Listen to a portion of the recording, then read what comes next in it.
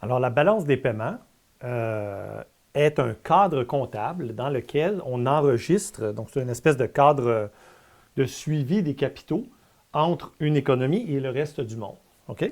Et donc, il faut bien comprendre, il y a beaucoup de gens là, qui oublient ça. Donc, je ne parle pas du gouvernement avec le reste du monde. On voit un pays, comme notre pays, par exemple, notre économie, comme une grosse boîte noire. Okay? Donc là-dedans, il y a tout le monde, toutes les banques, toutes les institutions financières, le gouvernement, tous les paliers de gouvernement, etc., comme une grosse boîte noire. Et le reste du monde comme une autre grosse boîte noire. Donc, dans ces pays-là, il y a plein de marchés, évidemment. Marché monétaire, marché des actions, etc. Bon, tout ça. Et les autres pays ont la même chose, n'est-ce pas? Donc, lorsque on veut faire le suivi de capitaux, donc de mouvements de capitaux entre les économies, ce qu'on va faire, c'est que, donc là, il y a plusieurs éléments là, dont il faut décortiquer, qu'il faut décortiquer un peu. Donc, lorsqu'il y a des sorties de capitaux, pour quelque raison que ce soit, des sorties d'argent, comme en termes là, très vulgarisés, donc, ça va être enregistré comme un moins quelque part dans la balance des paiements du pays qui subit la sortie de capitaux. Évidemment, l'autre pays qui reçoit les entrées de capitaux, lui, ça va être un plus pour lui. Okay? Mais là, on va dire que ça, c'est du point de vue domestique. Donc, on parle toujours du point de vue domestique, donc l'économie domestique. Lorsqu'il y a des sorties de capitaux, ça va être enregistré comme un moins, quelque part dans un poste de la balance des paiements, on va en parler. Et lorsque le reste du monde nous envoie des capitaux, on reçoit des entrées d'argent, guillemets, du reste du monde, ça va être enregistré comme un plus dans la balance des paiements. Alors ça, c'est très important. C'est le premier principe là, général. Okay? Sortie moins, entrée plus. Donc ça, c'est le premier élément fondamental.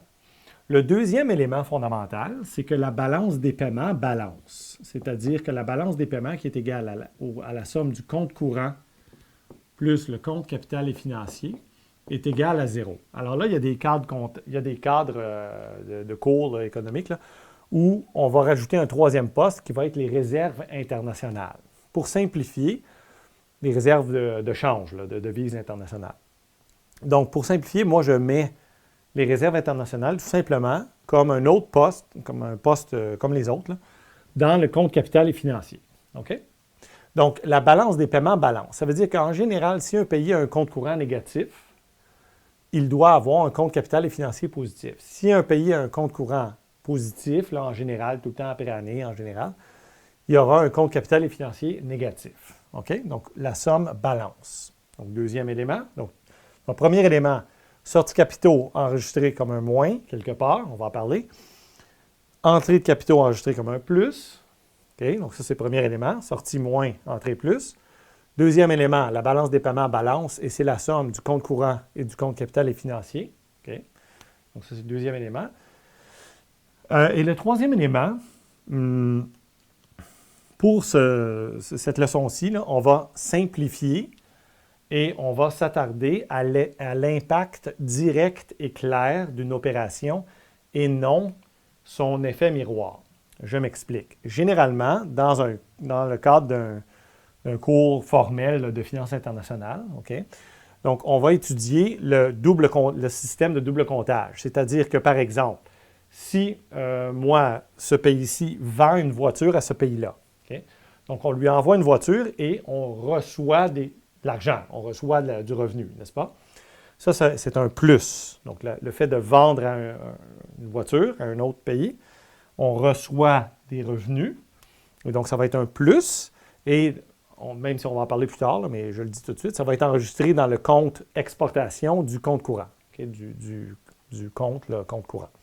Donc, c'est un plus ici. On ne va pas essayer de trouver l'opération miroir, okay, qui fait le double comptage, qui va faire qu'il y a un moins quelque part, qui fait que ça égale zéro tout le temps. Okay? On ne va pas s'attarder à ça. On va juste s'attarder à l'effet direct des opérations. Et on va faire plusieurs exemples ensemble pour clarifier tout ça. Okay? Donc ça, c'est le cadre général de la balance des paiements. On a la balance des paiements balance, c'est la somme du compte courant et du compte capital et financier.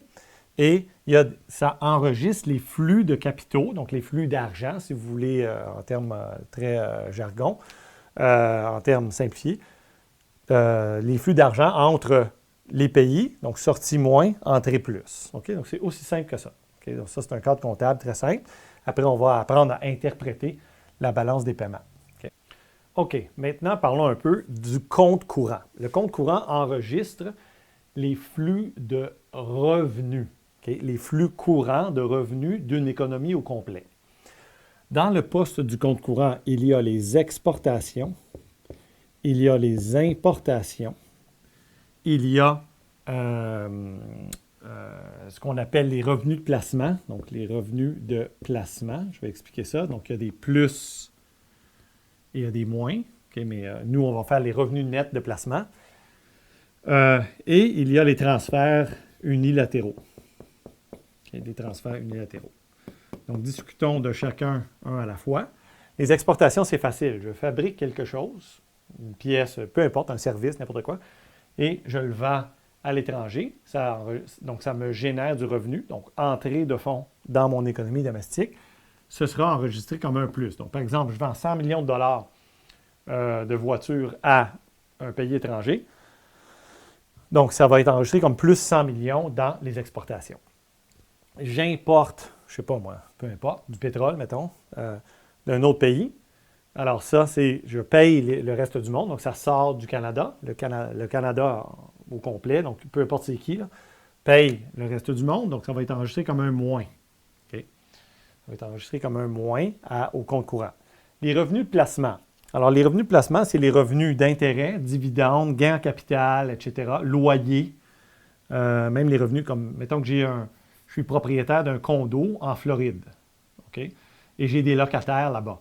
Donc, lorsqu'ils me payent, donc les loyers, là, mettons annuels ou mensuels, bien ça, c'est un plus. Je reçois des revenus de placement. Une entreprise à l'étranger fait des profits et m'envoie des dividendes ou je fais des gains en capital, c'est-à-dire il y a de la prise de valeur là, de mes actifs que je détiens à l'étranger. Donc, ça va être enregistré comme un plus à la balance dans les revenus de placement lorsque je reçois des revenus du reste du monde. Okay? Mais évidemment, il se peut aussi qu'il y a des étrangers qui ont acheté des actions dans notre économie ou des titres fédéraux, des obligations fédérales ou des obligations corporatives, etc., n'importe quoi. Okay? Dans ce cas-là, où ils sont propriétaires d'immeubles locatifs, que nos locataires payent à eux, n'est-ce pas, indirectement. Donc, lorsque nous payons des revenus de placement au reste du monde, ce sera enregistré comme un moins. Okay, comme un moins. Et donc, le tout, ça fait les revenus nets de placement. Donc, c'est aussi simple que ça, les revenus nets de placement. Okay? Ensuite, les transferts. Donc, les transferts unilatéraux, c'est plutôt négligeable pour les pays industrialisés. L'aide au développement. Donc, le Canada donne de l'aide à un autre pays là, pour développer son système d'éducation, son système de santé, bon, des trucs comme ça.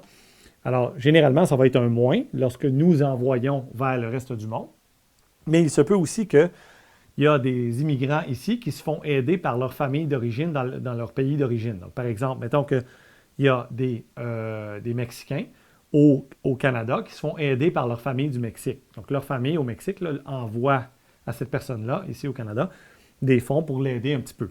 Alors là, ce serait enregistré comme un plus, ça rentre au Canada, donc plus. Et si nous envoyons des fonds à l'étranger, donc par exemple, il y a des immigrants qui aident aussi leur famille, ça va dans l'autre sens, ils travaillent ici, font de l'argent, ils envoient de l'argent à leur famille. Alors ça, ce sera enregistré comme un moins dans le poste transfert du compte courant. Okay? Donc ça, c'est le compte courant. Okay? Ça enregistre les flux de revenus. Maintenant, il y a le compte capital et financier. Celui-ci enregistre les flux de capitaux qui découlent d'échanges d'actifs. Donc, lui, c'est les revenus sous toutes leurs formes. Okay. Il enregistre les flux de revenus et lui, il enregistre les flux d'actifs ou qui découlent, je devrais plutôt dire, qui découlent d'échanges d'actifs. Donc, exemple, un Canadien achète des actions à New York, aux États-Unis. Donc, nous envoyons des fonds vers le reste du monde, n'est-ce pas? Donc, moins. Okay? Un Canadien envoie des fonds pour acheter des actions dans un autre pays. Un Canadien achète un immeuble locatif en Floride. moins. Évidemment, plus tard, ça va en générer des plus ici, n'est-ce pas? Parce que le moins qu'il y a là, c'est de la détention d'actifs, ça va générer un revenu plus tard. C'est pour ça qu'on le fait, n'est-ce pas? Les étrangers achètent des terrains dans notre économie, des terres, par exemple. Nous recevons des fonds du reste du monde, plus. Bon, il y a un poste spécial dans le compte capital et financier qui mélange tout le monde, et pourtant c'est très simple, c'est les réserves internationales. Pour simplifier, vous devez tout simplement avoir les réserves internationales en devises étrangères comme des actifs étrangers, comme des actions de l'étranger. Donc, par exemple, si notre banque centrale ou notre système bancaire au complet achète des USD, des dollars américains, par exemple, nous achetons des actifs étrangers. C'est comme acheter des actions aux États-Unis. Donc, nous envoyons des fonds vers le reste du monde, n'est-ce pas? Donc, lorsqu'on augmente notre détention de réserves internationales, c'est enregistré comme un moins au compte capital et financier parce que nous envoyons des dollars canadiens, dans ce cas-là, vers le reste du monde pour obtenir un actif étranger, dans ce cas-là, un USD. Et si nous vendons des USD, nous départissons d'USD, nous rapatrions nos fonds chez nous, donc plus, il y a des entrées de fonds et ça découle d'échanges d'actifs, et donc plus, n'est-ce pas? Si je suis propriétaire d'un immeuble locatif en Floride et je le vends et je rapatrie mes fonds chez moi. Donc là, ça, c'est intéressant. Est-ce que c'est un flux de revenus? Non, ce n'est pas des loyers ou des paiements de dividendes ou des choses comme ça, n'est-ce pas, ou d'intérêts. Ça découle bel et bien d'un échange d'actifs, dans ce cas-là, un immeuble locatif, et je le vends et je rapatrie mes fonds chez moi. Donc, ça va être enregistré comme un plus, parce que l'argent rentre chez moi, n'est-ce pas, dans le compte capital et financier. Okay? Donc, si vous voulez tenir à ce cadre simple-là, bien, vous ne pouvez pas vraiment vous tromper.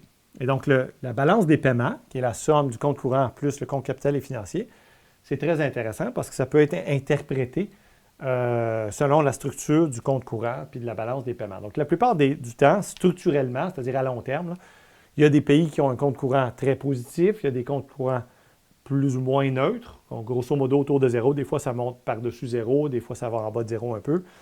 Et il y a des comptes courants très négatifs. OK? Et donc ça peut être interprété puis évalué selon la structure de l'économie.